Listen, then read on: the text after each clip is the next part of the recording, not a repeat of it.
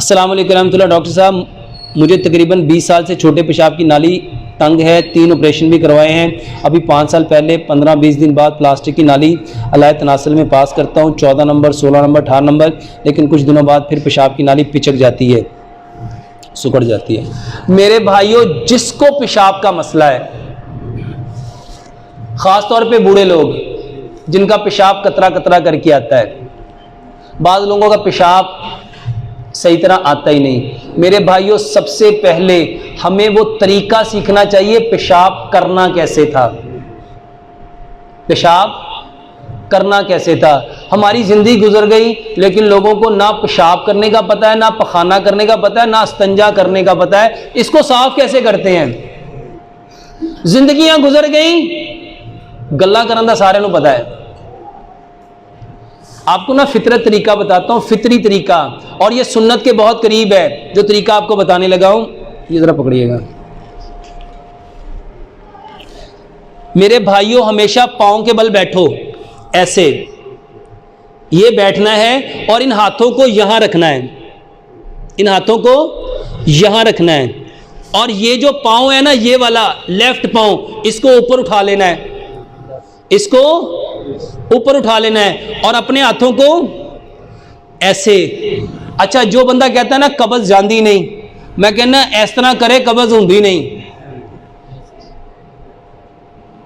जो बंदा इस तरह करेगा, और पहली गल है पैरों भार बैठा ही नहीं जाता। असी लभने आसानियां। प्यारे पैगंबर जनाबे मोहम्मद सल्लल्लाहु अलैहि वसल्लम का तरीका भी यही था। पाँव के बल बैठना है, इस पाँव को उठाना है और इस हाथों को यहां रखना है। सिर्फ 3 मिनट इस हालत में बैठो, और मेरे भाइयों, आपका स्टूल, पखाना, पेशाब खुद ब खुद निकल जाएगा, बिना जोर लगाए, बिना जोर लगाए। कैसे और क्यों? मेरे भाइयों, ये जो पेट है ना, पेट, इसमें आंते हैं, इसमें क्या है, ये जो आपके रान है, थाई, जब ये पेट के मसल के ऊपर जोर लगता है ना, जोर लगता है, तो इसको दबाती है। तो जब ये इसको दबाएगी, जब मुर्दे को गुस्ल देते हैं तो पेट को क्या करते हैं, पखाना निकलता है कि नहीं निकलता? क्यों निकलता है? और मेरे भाइयों, दीन से हमने कभी सीखा ही नहीं था। पेट को दबाने से पखाना खुद ब खुद निकलता है। वो तो लेटा हुआ था, हम तो किस तरह बैठे हैं, 35 के एंगल में। ये है 35 का एंगल, और साइंस कहती है जो बंदा 35 के एंगल में इस तरह बैठ के अपने हाथों को जब आप यहां पे रखोगे, जब यहां पे रखोगे तो ये जोर लगेगा। जब आप हाथों का जोर भी लगा रहे हो, ये टांगों का जोर भी लग रहा है, और फिर एड़ी उठा दी तो प्रेशर तो और बढ़ गया, और आपकी ये जो रिएक्टम है, ये जो पखाने की जगह है, ये ऊपर हो गई। जमीन के अंदर एक ग्रेविटी है जिसको फोर्स ऑफ ग्रेविटी कहते हैं, वो हर चीज को अपनी तरफ खींचेगी, तो पखाना खुद ब खुद नीचे निकलेगा, पेशाब खुद ब खुद बाहर आएगा। हम क्या करते हैं, हमने जब से सुन्नत तरीकों को छोड़ दिया और क्या कर लिया, हम कहते पाइन है जो बैठा ही नहीं जाता, तो पाइन बवो ना। खुद को बदलते नहीं, फितरत को बदलते हैं। बदलना किसको था, अपने तरीकों को, और हम किसको बदल रहे हैं, फितरत को। मेरे भाइयों, इस तरह बैठो। जितने लोग कहते हैं ना कब्ज होती है, वल्लाहि सिर्फ इस तरह बैठ के पेशाब खाना करने की आदत डाल लो, आप हैरान होंगे। ये जो जितने लोगों को बवासीर है, जितने लोगों को कब्ज है, जितने लोगों को फैस्यूला होता है, जिसको पगंदर कहते हैं, उसकी सबसे बड़ी वजह यह है कि उनका पेशाब खाना निकलता नहीं। लोगों का पेशाब नाली के अंदर रुक जाता है क्योंकि वो जोर लगाया ही नहीं। और जोर कैसे लगना था, फिर नबी सल्लल्लाहु अलैहि वसल्लम पेशाब के जो आला तनासल है, इसको झाड़ते थे, इसको यूं ऐसे इन 2 उंगलियों में लेके झाड़ते थे, उल्टे हाथ की उंगलियों से लेके इसको, ताकि नाली में कोई पेशाब का कतरा रह ना जाए। ये पेशाब यूरिक है, इसको यूरिन कहते हैं, इसमें यूरिक एसिड है। ये तेजाब है, तेजाब अगर नाली में कहीं रह गया इन्फेक्शन करेगा, जख्म करेगा। और कितने लोगों के पस सेल आती है, अपना पेशाब चेक कराने जाओगे उसमें पस सेल आएगी। क्यों आती है? क्योंकि इस बंदे ने पेशाब सही तरह झाड़ा नहीं। नबी सल्लल्लाहु अलैहि वसल्लम मट्टी के डले से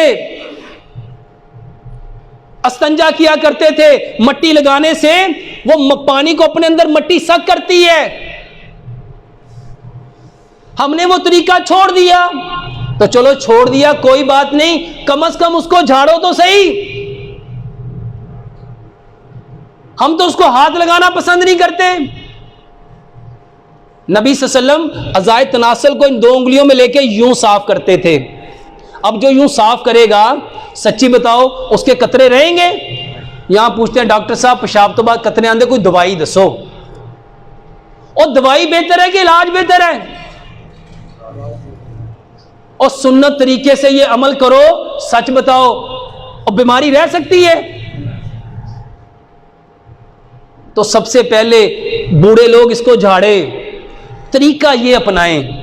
अच्छा बैठा नहीं जाएगा तो कोई गल नहीं, 1 दिन नहीं बैठा जाएगा, 2 दिन नहीं, उसे कोई हैंडल ला लो।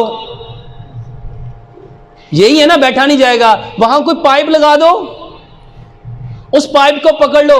दवाइयों पे 10,000 खर्च कर लेना है, ऑपरेशन पे 25,000 खर्च कर लेना है, 50 रुपए का पैप नहीं लवाना।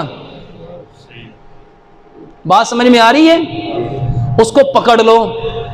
अच्छा कोई ऐसा हैंडल बना लो, कोई ऐसा स्टैंड बना लो कि वो सामने रख के उसको पकड़ के बैठ जाए। यानी ऐसे बैठना मुश्किल है ना, ऐसे बैठना मुश्किल है, तो यहां से कोई चीज पकड़ लो, या कोई साइड पे कोई चीज रख लो, या दीवार को कोई चीज पकड़ लो, फिर तो बैठा जाएगा।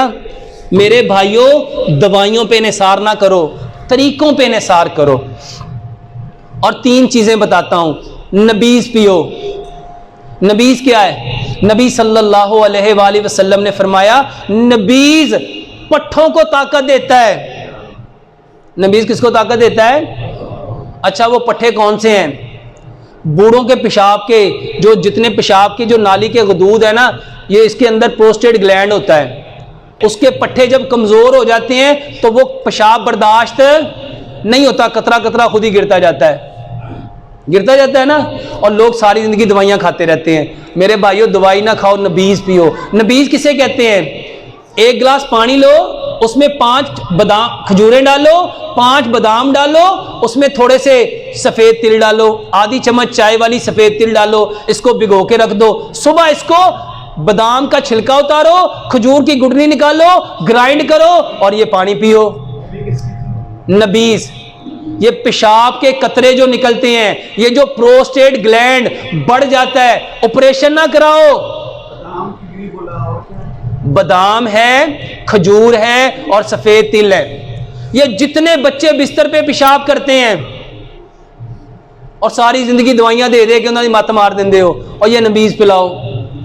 मेरे भाइयों अगर कोई बीमारी नहीं भी है, नबीज पियो, क्योंकि प्यारे पैगंबर जनाबे मोहम्मद सल्लल्लाहु अलैहि वसल्लम ने क्या फरमाया?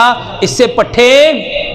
और आज कितने लोग हैं कहता मेरा ऐला पट्ठा चढ़ गया, कोई कहता मेरा ऐला पट्ठा चढ़ गया, कोई कहता मेरा ऐला पट्ठा चढ़ गया। तो नबीज नहीं पीते, पट्ठे की क्या खाते हैं? दवाइयां खाते हैं।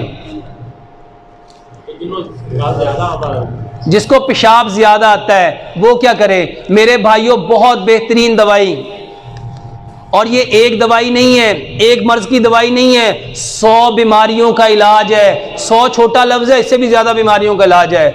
प्यारे पैगंबर जनाबे मोहम्मद सल्लल्लाहु अलैहि वसल्लम ने फरमाया काला दाना कलवंजी, इसमें मौत के सिवा हर बीमारी की 100 ग्राम कलवंजी लो, 100 ग्राम मेथी दाना लो। मेथी दाना लेना है, मेथरे नहीं लेने। ये मेथी दाने के बारे में रवायत आती है, अगर लोगों को पता चल जाए कि इस मेथी दाने के कितने फायदे हैं, लोग इसको सोने के एवज खरीदें। और आज की मॉडर्न मेडिकल साइंस कहती है आपके जिस्म में जितने हार्मोन इनबैलेंस होते हैं, सबसे बेहतरीन दवाई है। शुगर की बेहतरीन दवाई है, जोड़ों के दर्द की बेहतरीन दवाई है। औरतों के ये जितने मेंसेस के प्रॉब्लम हैं उसकी बेहतरीन दवाई है। खवातीन को मेंसेस नहीं आते, मेरे भाइयों सिर्फ कलवंजी मेथी दाना दो। अल्लाह की कसम खा के कहता हूं, इतनी बहनें ठीक हुई हैं, इतनी बहनें ठीक हुई हैं, आप सोच नहीं सकते।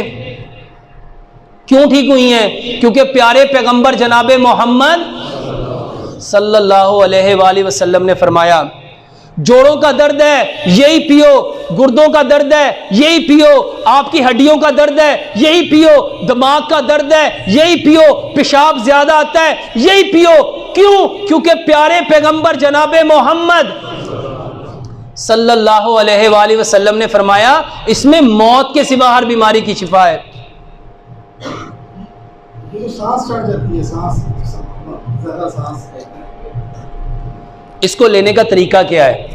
100 ग्राम कलवंजी लो, 100 ग्राम मेथी दाना लो, दोनों को मिक्स कर लो, 1 चम्मच मिट्टी के गिलास में भिगो दो, इसमें चंद कतरे जैतून का तेल मिलाओ और इस नीयत से मिलाओ कि अल्लाह सुब्हानो तआला ने जैतून की कसम खाई है और प्यारे पैगंबर जनाबे मोहम्मद सल्लल्लाहु अलैहि वसल्लम ने फरमाया, जैतून के तेल को पियो भी और इसकी मालिश भी करो, क्योंकि ये मुकद्दस